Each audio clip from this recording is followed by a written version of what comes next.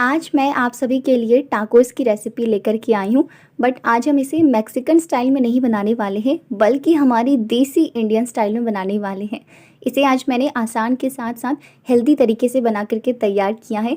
जो भी चीज़ें हम इसमें इस्तेमाल करेंगे ना, वो हमेशा हमारे घर में अवेलेबल रहती हैं। आप बहुत ही कम समय में फटाफट से इस टेस्टी सी रेसिपी को बनाकर तैयार कर सकते हो। बच्चे हों चाहे बड़े हों, सभी को बहुत पसंद आएगा। तो चलिए बिना देर किए आज का ये वीडियो शुरू करते हैं और देखते हैं इसकी रेसिपी को। ऐसी ही और आसान रेसिपीज़ को देखने के लिए हमारी चैनल ओनली वेज रसोई को सब्सक्राइब करें और बेल आइकन को भी ज़रूर प्रेस करें।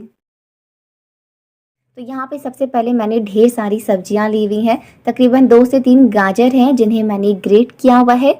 हाफ मैंने यहाँ पे बीट रूट लिया हुआ है, इसे भी मैंने ग्रेट किया हुआ है। 1 चम्मच चॉप्ड किया हुआ लहसुन है, 1 हरी मिर्च है, प्याज मैंने यहाँ पे 1 मीडियम साइज़ का लिया हुआ है और शिमला मिर्च भी 1 है। इन दोनों को मैंने चॉप्ड किया है, बहुत ज़्यादा बारीक नहीं किया है, हल्का सा मीडियम साइज़ में कट किया है। इनके अलावा मैंने यहाँ पे तकरीबन 7 से 8 बॉइल्ड किए हुए आलू लिए हुए हैं, जिसे मैंने 2 से 3 प्रेशर आने तक पकाया हुआ है। सबसे पहले मैंने इसका छिलका अलग कर लिया। अब हमें इसे मैश करना है, तो आप इसे हाथों से भी मैश कर सकते हैं या फिर आप चाहे तो इसे ग्रेट कर ले। मैं ये काम यहाँ पे स्मैशर की मदद से कर रही हूँ। फ्रेंड्स, इस तरीके से आप ये टाकोस ज़रूर बनाइएगा। मेरी गारंटी है कि आपको बच्चों को ये बहुत ज़्यादा पसंद आएगा। तो ये देखिए, आलू को मैंने यहाँ पे मैश कर लिया है। आलू हमारा रेडी है। चलिए फटाफट से सबसे पहले हमें इसके लिए स्टफिंग बना करके तैयार करना है। तो यहाँ पे मैंने एक कढ़ाई लिया हुआ है, इसमें हम सबसे पहले तेल डालेंगे। तो मैंने यहाँ पे तकरीबन 2 से 3 चम्मच तेल डाला है। तेल जैसे ही गर्म हो जाएगा, इसमें सबसे पहले लहसुन और हरी मिर्च ऐड करेंगे। वैसे आप चाहें तो हरी मिर्च को आप स्किप भी कर सकते हैं। इन्हें बस हल्का सा भूनेंगे। इसके बाद हमें इसमें प्याज डाल देना है। प्याज को डालने के बाद इसे भी बस थोड़ा सा भुनेंगे ताकि बस हल्का सा ये पक जाए, बहुत ज़्यादा इसे ब्राउन नहीं करेंगे। प्याज जब हल्का सा भुन जाएंगे, इस टाइम पर हमें इसमें मसाले डालने हैं। इस बात का ध्यान रखिए, मसाले डालने वक्त फ्लेम आप लो कर दे।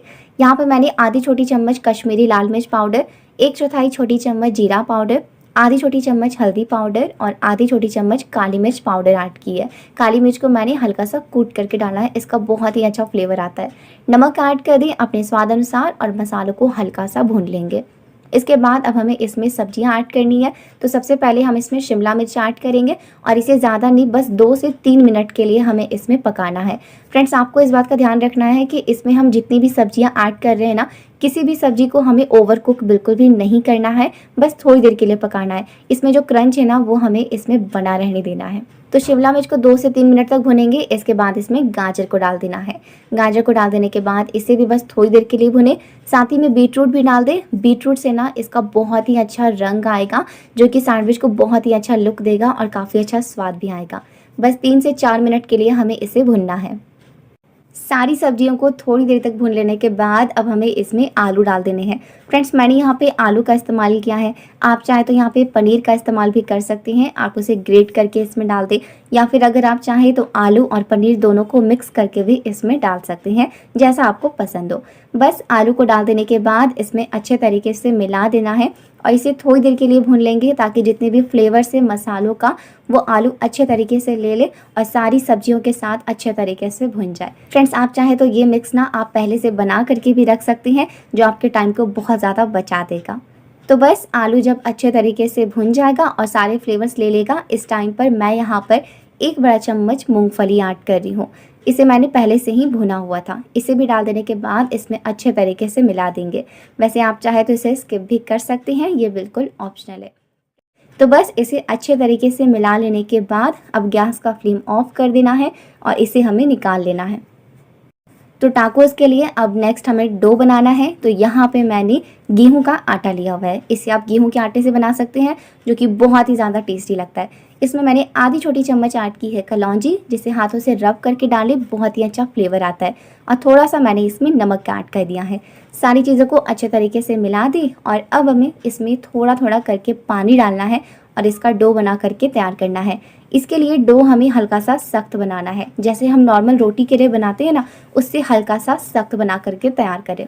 तो इसीलिए इस बात का ध्यान रखिए कि इसमें बहुत ज़्यादा पानी नहीं ऐड करें एक बार में, वरना डो हमारा गीला भी हो सकता है।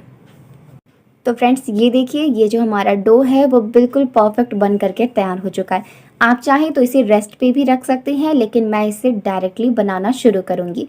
तो सबसे पहले हमें यहाँ पे बॉल्स बना लेने हैं। तो बॉल्स हमें नॉर्मल जैसे हम रोटियों के लिए बनाते हैं ना, बिल्कुल उसी साइज़ का बनाना है। तो यहाँ पे मैंने ये पहला बॉल लिया, इसे रोल करेंगे। सबसे पहले इसे सूखे आटे में कोट कर ले और अब हमें इसे बेलना है। इसकी थिकनेस हमें बहुत ज़्यादा भी नहीं रखनी और बहुत ज़्यादा पतला भी नहीं रखना है। जैसे नॉर्मल रोटियां हम बनाते हैं ना, बिल्कुल उसी तरीके से हमें इसे बेल करके तैयार करना है। वैसे अगर आप हल्की मोटी रोटियां बनाते हैं तो आप इसे हल्का सा पतला बेलें। तो कुछ इस तरह की थिकनेस रहेगी। ये मैंने पहला बेल करके तैयार कर लिया है। बिल्कुल इसी तरीके से मैं दूसरा भी बेल लूँगी। फ्रेंड्स, अगर आपका ये आलू वाला मिक्स बन करके तैयार है ना, तो आप इस रेसिपी को बिल्कुल 10 मिनट में बना करके तैयार कर सकते हैं। तो बस रोटी को बेल लेने के बाद अब नेक्स्ट मैंने यहाँ पे तवा लिया हुआ है और इसमें मैंने सबसे पहले घी डाल दिया है। आप चाहे तो तेल का इस्तेमाल भी कर सकते हैं, लेकिन मैं प्रेफर करूँगी कि आप यहाँ पे घी का ही इस्तेमाल करें, ये ज़्यादा हेल्दी रहेगा। रोटी को इसमें डाल देने के बाद ऊपर से भी हल्का सा घी लगा दें और नीचे की तरफ से जब हल्का सा पक जाएगा तो इसे हमें पलट देना है और दोनों तरफ से इसे थोड़ी देर के लिए पका लें। रोटी जब दोनों तरफ से अच्छे तरीके से पक जाएगी ना, इस टाइम पर हमें इसमें हमने जो आलू वाला मिक्स बनाया है वो हमें इसमें डाल देना है और डाल करके इसमें अच्छे तरीके से फैला दे। और अब क्या करें कि रोटी को बीच से कुछ इस तरीके से मोड़ दे, हल्का सा प्रेस कर दे और बस अब इसे दोनों तरफ से थोड़ी देर के लिए और पका लें। आप चाहे तो इसमें ऊपर से हल्का सा घी और भी ऐड कर सकते हैं, जैसा कि मैं डाल रही हूँ, या फिर चाहे तो आप इसे स्किप भी कर सकते हैं। बस दोनों तरफ से जब अच्छे तरीके से ये पक जाएगा तो ये देखिए हमारा गर्मा गर्म वेज आलू टाकोस बन करके तैयार है, और वो भी तवे पर। तो ये देखिए बिल्कुल इसी तरीके से बाकी सभी हमें बनाने हैं। तो यहाँ पे मैंने वापस एक रोटी डाली, दोनों तरफ से जब पक जाएगा तो इसमें आलू वाला मिक्स डाल दें और इसे पका लें। सारे टाकोस को बना लेने के बाद चलिए अब हम अपना लंच बॉक्स रेडी करते हैं। तो यहाँ पे मैं सबसे पहले टाकोस को डाल दे रही हूँ। आप चाहें तो इसे बीच से कट करके भी डाल सकते हैं। इसके साथ मैं यहाँ पे थोड़ी सी ये क्रीम बिस्किट्स भी ऐड कर दे रही हूँ। बच्चों को कुछ इस तरह के स्नैक्स ना बहुत ज़्यादा पसंद होते हैं अगर उन्हें लंच बॉक्स में दे दिया जाए। और इसके साथ ये रहा केचप। तो ये हमारा बहुत ही ज़्यादा डिलीशियस और हेल्दी टाकोस बनकर तैयार हो चुका है हमारे इंडियन स्टाइल में। बहुत ही ज़्यादा टेस्टी बनकर तैयार होता है। इसमें आप और भी कुछ चीज़ें ऐड कर सकते हो, जैसे कुछ सॉस ऐड कर सकते हो, चीज़ ऐड कर सकते हो। बट ये जो तरीका है, इसमें जो सामग्री हैं ये हम सभी के घरों में हमेशा रहती हैं, तो आप इसे बिना किसी झंझट के आराम से बना कर तैयार कर सकते हो। इसे आप सुबह की हल्की फुल्की भूख के लिए, शाम के नाश्ते में या फिर बच्चों के लंच में भी दे सकते हो। उन्हें बहुत पसंद आएगा। और उम्मीद है कि आज का ये वीडियो आपको पसंद आया हो। और अगर आपको आज का ये वीडियो पसंद आया तो प्लीज़ वीडियो को लाइक करिएगा और अपने दोस्तों के साथ भी इस वीडियो को ज़्यादा से ज़्यादा शेयर करिएगा। ऐसे ही और रेसिपीज़ को देखने के लिए हमारे चैनल को सब्सक्राइब करना बिल्कुल ना भूलें। मिलूंगी आपसे किसी दूसरी वीडियो में ऐसे ही किसी दूसरी मज़ेदार रेसिपी के साथ। तब तक के लिए आप सभी अपना ख्याल रखें। Thank you so much. Radhe Radhe.